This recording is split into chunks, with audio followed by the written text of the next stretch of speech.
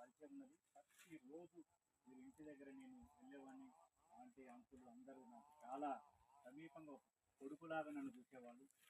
మరి ఈ అంతిమ యాత్రలో ఈ రకంగా ఇంటికి రావడానికి ఒక మంచి అవకాశంగా నేను భావిస్తున్నాను.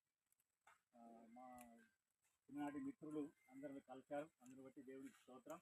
ఈ సమయం అందు ప్రభు యొక్క వాక్యములో ప్రకటన గ్రంథంలో ఏంటంటే, ఇప్పటి నుండి ప్రభువునందు మృత్యునందు మృతులు ధన్యుడు. ప్రభువునందు మృత్యు నొందటం అనేది ఇంపార్టెంట్ అన్నిటికంటే. ఎందుకంటే మన జీవితంలో మనందరము చనిపోతాం. ప్రకటన గ్రంథంలో మరణము అందరికీ వచ్చును అనే వాక్యం ఉంది. కనుక బ్రతికి ఉండేవారు దాన్ని మనసున పెట్టాలి. ఎందుకు మనసులో పెట్టాలంటే, మరణం అందరికీ వస్తుంది, కానీ మంచి మరణము ఇమ్ము దేవా మమ్మను వచ్చి వంచించు సైతాను ఎదుట అనే పాట ఉంది. మంచి మరణం పొందాలి. ఎందుకు మంచి మరణం పొందాలి? మంచి మరణం అంటే ఏంటంటే, ప్రభు అయిన యేసు క్రీస్తునందు విశ్వాసం ఉంచి పాప క్షమాపణ పొంది రక్షించబడి సంఘ సహవాసములుంటూ మరణిస్తే మనం పరలోక రాజ్యం చేరుకుంటాం. అందుకే మరి దేవుని బిడ్డలారా, ఒక చిన్న విషయం ఏంటంటే, లోక సంబంధంగా మీరు చనిపోయినప్పుడు ఎల్ఐసి గురించి మాట్లాడుకుంటారు.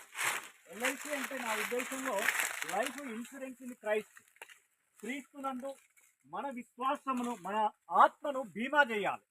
బీమా ఎవరైతే యేసుక్రీస్తునందు మన ఆత్మను ఎవరైతే బీమా చేసుకుని ఉంటారో, ఎవరైతే యేసు రక్తం చేత కడగబడి ఉంటారో, ఎవరైతే పరిశుద్ధపరచబడి ఉంటారో, ఎవరైతే పాప క్షమాపణ పొందుతారో, ఎవరి మనస్సాక్షి అయితే పరిశుద్ధపరచబడుతుందో, ఎవరైతే దేవునితో సంబంధం కలిగి ఉంటారో, అటువంటి వారికి పరలోక రాజ్యంలో గొప్ప ఇల్లు ఉంది.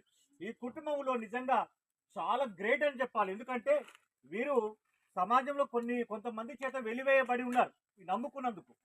అది కూడా ఆ ధన్యత మనకు లేని ధన్యత వీళ్ళకు ఉంది. అందును బట్టి కూడా దేవునికి స్తోత్రం కలుగును గాక. మంచి వ్యక్తిగతంగా కూడా అంకులు నాకు ఎంతో ప్రియులు. తప్పకుండా మరి నిజంగా కూడా నాకు ఎన్నో చెప్పాలని, కానీ వాస్తవానికి లోపల చాలా బాధగా ఉంది ఇంటర్నల్ గా.